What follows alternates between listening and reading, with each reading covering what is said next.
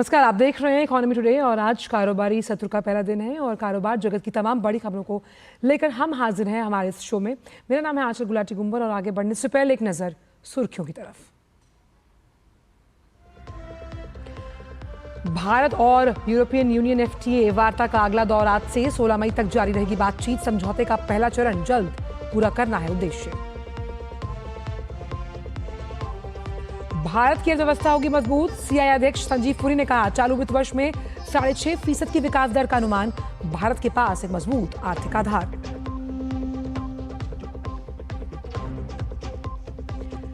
विदेशी निवेशकों की रौनक लौटी वापस। शेयर बाजार में एक महीने में करीबन 4.5% से ज्यादा बढ़ा भारतीय बाजार। और रॉकेट हुए आज भारतीय शेयर बाजार। हरे निशान में खुलने के साथ भारतीय शेयर बाजारों में इस वक्त जबरदस्त तेजी। सेंसेक्स 1900 अंकों से ज्यादा बढ़त के साथ 81,000 के पार। वहीं निफ्टी में भी 550 अंकों की बढ़त।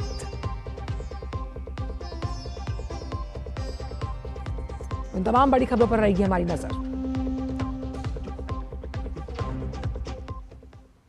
और इस वक्त की बड़ी खबर आ रही है शेयर बाजार से, जहां जबरदस्त तेजी देखी जा रही है मार्केट में। अगर हम बात करें दोनों सूचकांकों की तो 1900 अंक उछलकर इस वक्त बीएसई का सेंसेक्स कारोबार कर रहा है और युद्ध विराम के बाद हम मान सकते हैं कि रॉकेट हुआ है शेयर बाजार। जबरदस्त बुल रन यहां पर देखा जा रहा है। निफ्टी में भी 550 अंकों का उछाल और तमाम जो सेक्टर्स हैं वो हरे निशान में कारोबार करते हुए यहां पर नजर आ रहे हैं। खास तौर पर मिड कैप शेयरों में उछाल है। बैंक निफ्टी की अगर बात की जाए और साथ ही साथ जिन तमाम शेयर्स के वैल्यूएशंस स्ट्रांग हैं वो इस वक्त हरे निशान में कारोबार करते हुए IT, banking, FMCG, capital goods, तमाम सेक्टर इस वक्त रैली करते हुए नजर आ रहे हैं। देखते हैं कि एक बार कि आखिरकार क्या वजह है। इस पर जानने के लिए अजय मिश्रा मेरे सहयोगी जुड़ गया। अजय, जबरदस्त रॉकेट लॉन्चिंग हुई है भारतीय शेयर बाजार की। 1900 अंक उछलकर भारतीय शेयर बाजार खुला और इस वक्त भी लगातार ये रैली जारी। आंचल, इसकी दो वजह हैं। अगर आप देखें तो दुनिया के दो बड़ी न्यूक्लियर पावर भारत और पाकिस्तान के बीच में जिस तरह से सीज फायर हुआ है, पूरी दुनिया के स्टॉक मार्केट्स इस वक्त राहत की सांस ले रहे हैं और जिसका असर पूरी दुनिया के शेयर बाजार पर दिखाई पड़ा है। अगर आप अमेरिका की बात करें तो जो डाउ जोन्स है वो 450 अंक ऊपर कारोबार करता हुआ नजर आया। दूसरी वजह यह आंचल की जो अमेरिका और चीन के बीच में जो ट्रेड डील हो रही थी उस पर ये कहा जा रहा है कि सब्सटेंशियल प्रोग्रेस देखने को मिली है। 12 मई को जो ब्रीफिंग होनी है कि इसमें क्या कुछ निकल करके आया। ऐसा लोगों को लगता है कि अमेरिका और जो निवेशकों को लगता है कि अमेरिका और चीन के बीच में जो ट्रेड डील है वो सफल हुई है और आगे जाकर के जो प्रोस्पेक्ट्स हैं आर्थिक मोर्चे पर वो काफी सकारात्मक रहेंगे। तो एक तरफ तो जो नकारात्मक खबरें आ रही थी भारत और पाकिस्तान के बीच युद्ध, वहां पर सीज फायर होने से एक बड़ी राहत मिली है और दूसरा है यूएस चाइना जो ट्रेड डील पर बातचीत आगे बढ़ रही है, उसका भी सकारात्मक असर देखने को मिल रहा है। अगर आप भारत की बात करें तो भारत और ब्रिटेन के बीच में जो एफटीए हुआ है उससे एक बार फिर से बिजनेस एज यूजुअल का माहौल ये बनता हुआ नजर आ रहा है और भारत भी इसी दिशा में आगे बढ़ रहा है कि भले ही सीमा पार आतंकवाद को लेकर के उसकी जो नई डेटरेंस की नीति है वो पूरी दुनिया को भी समझ में आया और दूसरी बात जो सुपर पावर बनने की ओर भारत आगे बढ़ रहा है अपनी आर्थिक नीतियों को लेकर के, रिफॉर्म्स को लेकर के, वो भी लगातार जारी रहे। और अजय, अगर देखा जाए तो ये Q4 अर्निंग्स का भी इम्पॉर्टेंट फैक्टर है। साथ ही साथ हम देखिए कंपनियां अपने नतीजे घोषित कर रही हैं और अभी इन्फ्लेशन नंबर्स भी आने वाले हैं और विदेशी निवेशक दोबारा से जबरदस्त खरीदारी करते हुए नजर आ रहे हैं भारतीय शेयर बाजारों में। तो ये बहुत इंपॉर्टेंट फैक्टर होता है जो अर्निंग्स होती हैं, क्योंकि अर्निंग्स आपको फ्यूचर बताती हैं कि किस तरह से इस मुश्किल माहौल में भी भारत की कंपनियों ने बेहतर प्रदर्शन किया है। कुछ अगर आप स्टॉक्स की बात करें तो सन फार्मा जैसे स्टॉक्स में गिरावट देखने को मिली है क्योंकि रेगुलेशंस को लेकर के कुछ दिक्कतें जरूर सामने आई हैं। एस बैंक में जापान की कंपनी ने अपना स्टेक खरीदा है, उसकी वजह से एचडीएफसी, एसबीआई जैसे जो स्टॉक्स हैं वो आपको ऊपर बढ़ते हुए नजर आ रहे हैं। एस बैंक भी 8% से ज्यादा बढ़ रहा है। मेटल्स को भी थोड़ा सा पुश मिला है क्योंकि अब ऐसा लगता है कि जो चीन है उसकी स्थिति अमेरिका और चीन के ट्रेड डील को लेकर के बेहतर हो रही है। तो इस वजह से जो नतीजे हैं वो काफी इंपॉर्टेंट हैं इस लिहाज से और चूंकि वो बैरोमीटर होते हैं एक तरह से इकोनॉमी में परफॉर्मेंस का। बहुत सारे मैक्रो इकोनॉमिक फैक्टर्स है इकोनॉमिक इन्फ्लेशन के साथ साथ। मिसाल के तौर पर जीएसटी नंबर्स कैसे रहने वाले हैं, ई वे बिल के नंबर्स कैसे रहने वाले हैं, उस तरह के जो आंकड़े हैं वो बाजार को प्रभावित करते हैं, और यही वजह है कि सभी की निगाहें निवेशकों की खास तौर पर इन सभी मैक्रो इकोनॉमिक इंडिकेटर्स पे होती हैं। बहुत बहुत शुक्रिया अजय, तमाम जानकारी को हमसे साझा करने के लिए। तो शेयर बाजार में जबरदस्त तेजी है, तमाम फैक्टर्स का जिक्र जिस तरह से मेरे सहयोगी अजय कर रहे थे, 2000 अंक इस वक्त बढ़कर शेयर बाजार कारोबार करता हुआ नजर आ रहा है, जिसमें इंपॉर्टेंट फैक्टर्स में कंपनी अर्निंग्स की हमने बात की।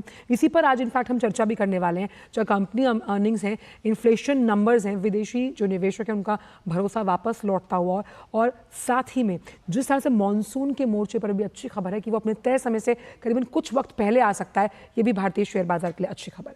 चलिए अब रुक करते कुछ अन्य खबरों का जो कि आर्थिक मोर्चे से ही हैं, और बात करते हैं भारत और यूरोपीय संघ के बीच आज से प्रस्तावित मुक्त व्यापार समझौते की, जिसके अगले दौर की वार्ता की शुरुआत होगी। अमेरिका के राष्ट्रपति डोनाल्ड ट्रंप के विभिन्न देशों पर लगाए गए टैरिफ के बीच इस कवायद का मकसद समझौते के पहले चरण को जल्द से जल्द पूरा करना है।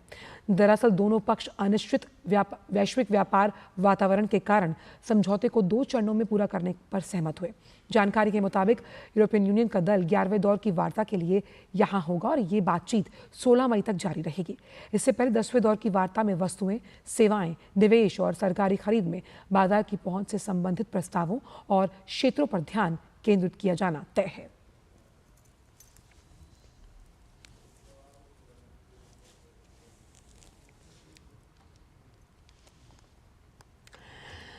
और अब बात करते हैं सीआईआई यानी कॉन्फेडरेशन ऑफ इंडियन इंडस्ट्रीज के अध्यक्ष संजीव पुरी की, जिन्होंने कहा कि भारत की अर्थव्यवस्था मजबूत है और मौजूदा जो तमाम भू राजनीतिक परिस्थितियां चल रही हैं उसके बावजूद जो चालू वित्त वर्ष है यानी कि करंट फाइनेंशियल ईयर है उसमें 6.5% की दर से आगे बढ़ेगी भारतीय अर्थव्यवस्था।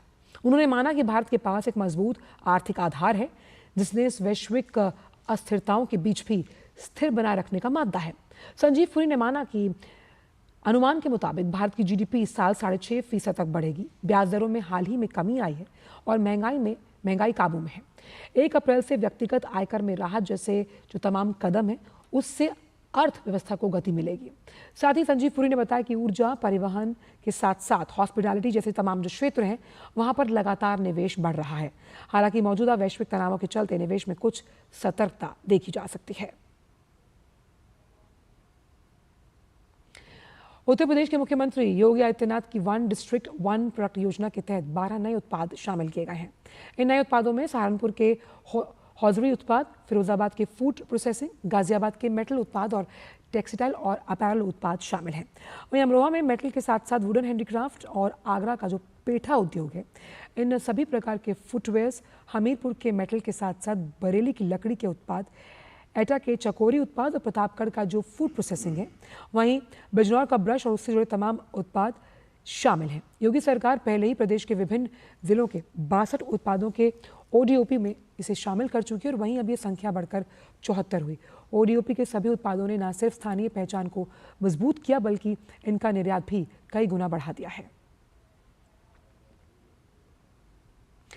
ई कॉमर्स और क्विक कॉमर्स कंपनी द्वारा भारत के सालाना 140 लाख करोड़ रुपए से अधिक के खुदरा व्यापार पर कब्जा करने के बढ़ते प्रयासों के बीच कॉन्फेडरेशन ऑफ इंडियन इंडस्ट्रीज यानी कैट का एक राष्ट्रीय सम्मेलन जो है वो उसका आयोजन हो रहा है और 16 मई को होने वाले इस कार्यक्रम में देश भर के 100 से ज़्यादा प्रमुख बिजनेस लीडर्स इसमें हिस्सा लेंगे। बैठक में देश के 140 लाख करोड़ रुपए के खुदरा व्यापार की सुरक्षा पर चर्चा है। कैट के महासचिव प्रवीण खंडेलवाल ने कहा कि सम्मेलन में न केवल व्यापार जगत के लीडर्स शामिल होंगे बल्कि स्वदेशी उत्पादों के समर्थक, परिवहन, लघु उद्योग, एमएसएमई उपभोक्ता संगठन, महिला उद्यमी, किसान, स्टार्टअप, कर्मचारी और अन्य पक्षकार भी शामिल हैं।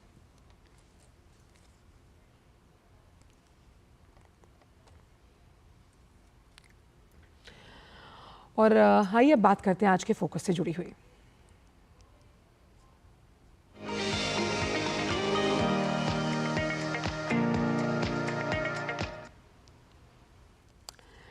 तो आज का फोकस जिस तरह से हमने सोचा था कि बाजार एक बहुत ही अप इंकिंग के साथ शुरुआत करेगा और हुआ भी ऐसा। तो बाजार की चाल को तमाम कौन कौन से ऐसे ट्रिगर्स हैं, वो फैक्टर्स हैं जो आगे उसकी दशा और दिशा को बदलते हैं, पहले उसके बारे में बात करेंगे, फिर हम करेंगे चर्चा। तो बाजार की चाल की अगर बात की जाए, जहां हमने देखा कि शेयर बाजार में एक ज़बरदस्त रैली देखी जा रही है, तो भारत पाकिस्तान में जो सीज़ फायर हुआ ये इसका बहुत बड़ा फैक्टर है। और कैसे इस सीज़ फायर की वजह से जो शेयर बाजार है, अगर हम बात करें तो वो हरे निशान में ज़बरदस्त अंकों की ओपनिंग के साथ खुले। क्या ये तेज़ी दिन भर बरकरार रहेगी, इस पर हम डालेंगे नज़र। वहीं दूसरा अहम फैक्टर है कि तमाम जो आर्थिक आंकड़े आने वाले हैं, जिसमें कंज्यूमर प्राइस इन्फ्लेशन इंडेक्स है और होलसेल प्राइस इन्फ्लेशन इंडेक्स है, यानी कि तमाम जो इन्फ्लेशन नंबर्स हैं, आर्थिक आंकड़े, इन पर हमारी नज़र रहने वाली है। वहीं Q4 की जो अर्निंग्स हैं, जो रिजल्ट्स आने वाले हैं, उस पर भी निगाह रहेगी। विदेशी निवेशकों का भरोसा लगातार भारतीय बाजारों पर बना हुआ है और ऐसे में टाटा स्टील, भारती एयरटेल, गेल, हीरो मोटोकॉर्प, ये तमाम नतीजे जारी होंगे और इन पर किस तरह के Q4 अर्निंग्स रहने वाले हैं, ये बाजार में किस तरह से अपनी छाप छोड़ेंगे, इस पर रही हमारी निगाह। अगर हम इस पूरे मई महीने की बात करें तो करीबन 14,000 से ज़्यादा का निवेश किया गया और इन्फ्लेशन नंबर्स भी अहम आंकड़े साबित हो सकते हैं निवेशकों के लिए अपने पोर्टफोलियो को बनाने में।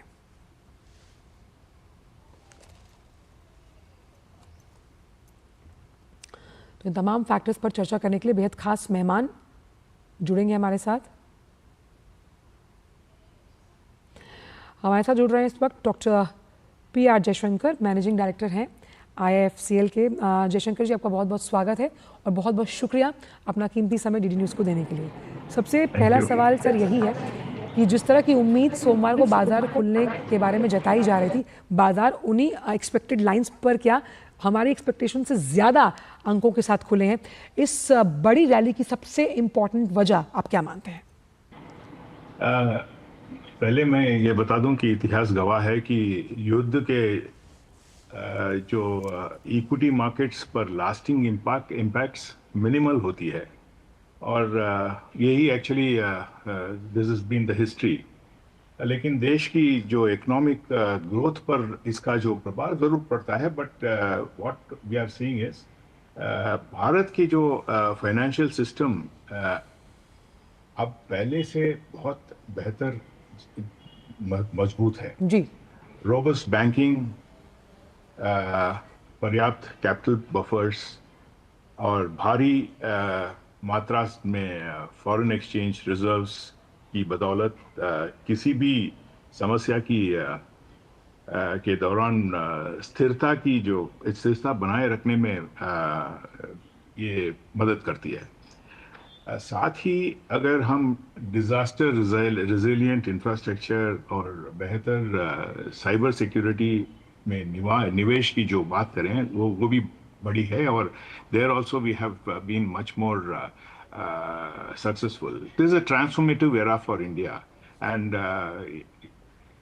फाइनेंशियल सिस्टम की जो मजबूती है बहुत अच्छी है।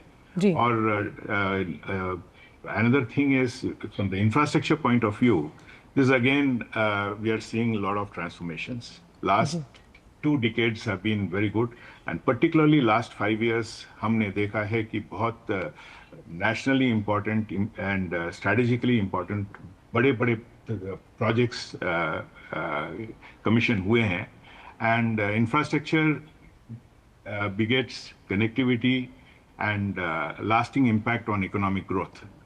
I think again ये सब मिलके it's making the economic progress possible, because every rupee invested in infrastructure जी begets 2.5 to 3 rupees betterment in the economic progress, जी GDP. So I think it's a collective impact which we are seeing, and I think it's a very good story for India. Growth story तो बहुत अच्छी है और इसीलिए हम अगर तमाम अनिश्चितताएं देखते हैं तमाम बाज़ारों में, भारतीय बाज़ार हमेशा से मजबूती के साथ खड़े हुए। वहीं जयशंकर जी, सबसे इंपॉर्टेंट यहाँ पर ये कि जो फॉरेन इन्वेस्टमेंट है उस पर लगातार हम बढ़ोतरी होते हुए देख रहे हैं। नंबर्स जो है वो बहुत एक्साइटिंग है और अब जिस तरह से बाज़ार एक ज़बरदस्त बुल रन के साथ आगे बढ़ रहा है, इंफ्रास्ट्रक्चर सेक्टर से आपको क्या उम्मीद है? Infrastructure, like I said, it is going through a transformative era, and we have seen the national infrastructure pipeline where 11,000 projects are presently being handled and being in different stages of progress in India. ऐसा situation कहीं भी किसी भी देश के साथ नहीं है, क्योंकि हम इंफ्रास्ट्रक्चर सेक्टर में इंडिया की जो प्रोग्रेस और ग्रोथ रेट है वो सबसे बड़ा है दुनिया में अभी हम we can say that we are more और less leaders in the public private partnership projects, क्योंकि 11,000 projects at a time is a very very big number. तो उसके अलावा you can see that you know we are दो decades पहले हम सिर्फ roads और एनर्जी में हम इन्वेस्ट करते थे और वहीं से हमने शुरू किया इंफ्रास्ट्रक्चर इन्वेस्टमेंट्स. पर अभी हम देख रहे हैं कि बहुत सारे सेक्टर्स भी हम अभी शामिल हो गया है इसमें. Airports are becoming very good. We are having public-private partnerships in airports. Abhi port development is taking place. We have got more than 890 million tons of port capacity added last year. Then abhi नए जो sectors है renewable energy में, renewable energy के अंदर भी सब sectors बहुत सारे आ गए हैं. Solar, wind, waste to energy, and so on and so forth. Abhi electric vehicles, battery charging, ये सब, that is another area. And we are also seeing pump storage coming in a big way. And in addition to that, we are also seeing space sector also increasing its its coverage. In the budget also, small satellites and small nuclears have been given a lot of importance. ये जो company earnings है, हमने देखा कि IIFL की जो company earnings रही वो एक्सपेक्टेशन से बहुत अबव रही, बहुत पॉजिटिव रही. कंपनी अर्निंग्स का ये मंथ है, Q4 अर्निंग्स है. Q4 अर्निंग्स से तमाम जो बड़ी बड़ी दिग्गज कंपनीज हैं जिनके वैल्यूएशंस बहुत हाई हैं, ब्लू चिप कंपनीज हैं, क्या लगता है कि इस तरह की अर्निंग्स भारतीय शेयर बाजार को कैसे सपोर्ट करती हैं? फिस्कल 2024-25 हमारे लिए बहुत अच्छा रहा है और हमने 2,165 करोड़ प्रॉफिट हम हासिल हुआ है हमारे. और NPA numbers are also very very low, 0.3% की स्तर पर आ गए हैं. और cumulative sanctions has crossed 350 lakh crore तक हमने क्यूमुलेटिव सैंक्शंस क्रॉस कर लिया है. और ऐसे ही अगर रहा तो it will be much better for the company also. And I should say that this is all a result of following the visionary leadership of our honorable Prime Minister, as well as the very good proactive, reformative processes of the government in different sectors. Abhi aap reforms dekhiye, in the last 5 years we have seen reforms in so many areas, like you have seen the reforms in concession agreements of the road sector, power sector में बहुत सारे reforms देखे गए हैं. और अभी जैसे मैंने अभी बताया, space sector and nuclear sector में भी हमने बहुत बढ़त हासिल किया है. So I think it's a all round leadership and initiatives which is actually happening. And IIFCL is as a wholly owned subsidiary of the government of India. हाँ, हमारी जो उद्देश्य हैं वो we supplement and facilitate the government initiatives and ensure that infrastructure development, world class infrastructure development for India is made possible. Jaishankar जी, आप बने रहिएगा हमारे साथ. एक छोटा सा ब्रेक लेंगे. हम ब्रेक के उस पार आकर जानेंगे कि CII ने जिस तरह से कहा कि 6.5% की दर से भारतीय अर्थव्यवस्था आगे बढ़ेगी और मानसून का समय से पहले आना कितना इंपॉर्टेंट है बाजार के लिए, इस पर करेंगे चर्चा. वक्त छोटे से ब्रेक का है. हमारा डेजर्ट आ गया पर हमारी चैंपियन नहीं आई अब तक. बिल भरने के पहले तो आएगी ना. सुगंध, क्या हो रहा है? बिल हो रहा है. चल अपना कार्ड दे. पिन दे. RBI कहता है अपना पिन, OTP, CVV या इंटरनेट बैंकिंग पासवर्ड किसी को ना दे. ऑनलाइन बैंकिंग सिर्फ अपने ही कंप्यूटर, मोबाइल और सिक्योर नेटवर्क से करें. हाँ, ये खाने की चैंपियनशिप थी क्या? RBI कहता है जानकार बनिए, सतर्क रहिए. जब धरती चीर कर निकलता है लोहे का पत्थर और मिलता है मोंगिया के जोश से, फिर तपता है, पिघलता है और बनता है फौलाद. अब होता है सरिया सारी खूबियों के साथ. मोंगिया स्टील, मजबूत देश का मजबूत सरिया.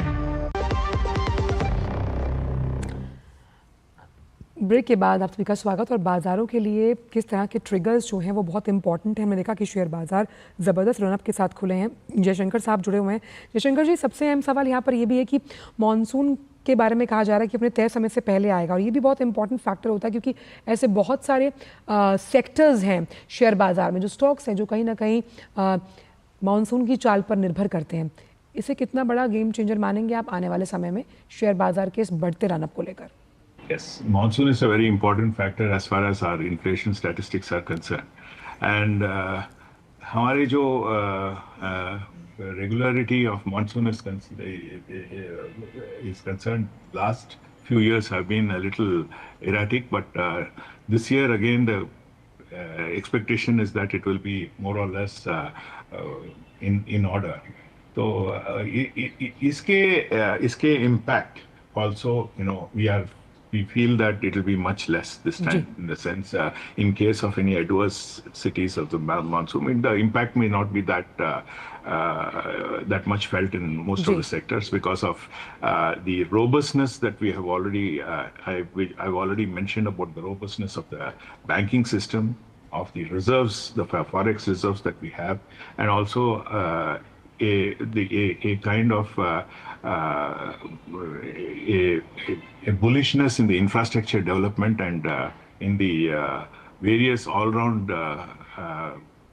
improvements that we have in our economic activities. So I think we are more bullish and we are more positive in the outlook. जी जयशंकर जी, आप इस शो पर आए, आपने अपने विचार इस मन से साझा किए, इतनी अहम जानकारी हमें दी, बहुत बहुत शुक्रिया इस शो पर जुड़ने के लिए और अपना कीमती समय डीडी न्यूज़ के साथ साझा करने के लिए। तो शेयर बाजार में इस वक्त हम लगातार एक रैली देख रहे हैं। तमाम फैक्टर्स का हमने जिक्र किया, जो फैक्टर्स इस पूरे हफ्ते में असर डालेंगे भारतीय शेयर बाजारों के इन दोनों सूचकांकों पर।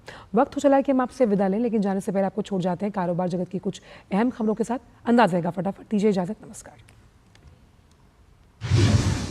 हरित ऊर्जा क्षेत्र की प्रमुख company renew power Andhra Pradesh के अनंतपुर में 22,000 करोड़ रुपए की अक्षय ऊर्जा परियोजना शुरू करने जा रही है।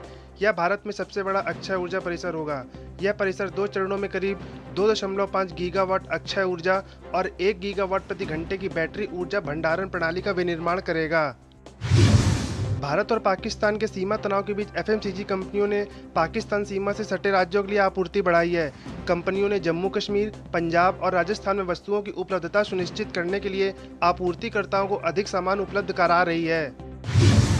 विदेशी संस्थागत निवेशकों यानी एफआईआई के वापस लौटने से भारतीय शेयर बाजार में अप्रैल से लेकर अब तक 4.57% की तेजी आई है।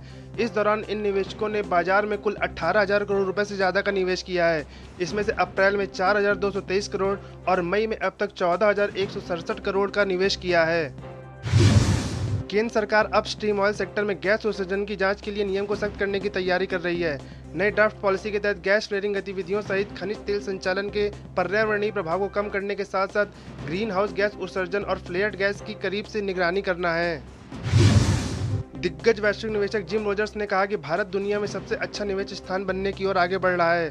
उन्होंने कहा कि आने वाले समय में देश की अर्थव्यवस्था का प्रदर्शन चीन से भी अच्छा हो सकता है। शेयर बाजार में आक्रामक हाइब्रिड म्यूचुअल फंड्स निवेशकों में लोकप्रिय हो रहे हैं। इस श्रेणी का परिसंपत्ति आधार अप्रैल 2025 में 12% बढ़कर 2.26 लाख करोड़ रुपए हो गया है। एमपी के मुताबिक निवेशकों के खातों की संख्या इस दौरान 3.5 लाख बढ़कर कुल 58 लाख हो गई है।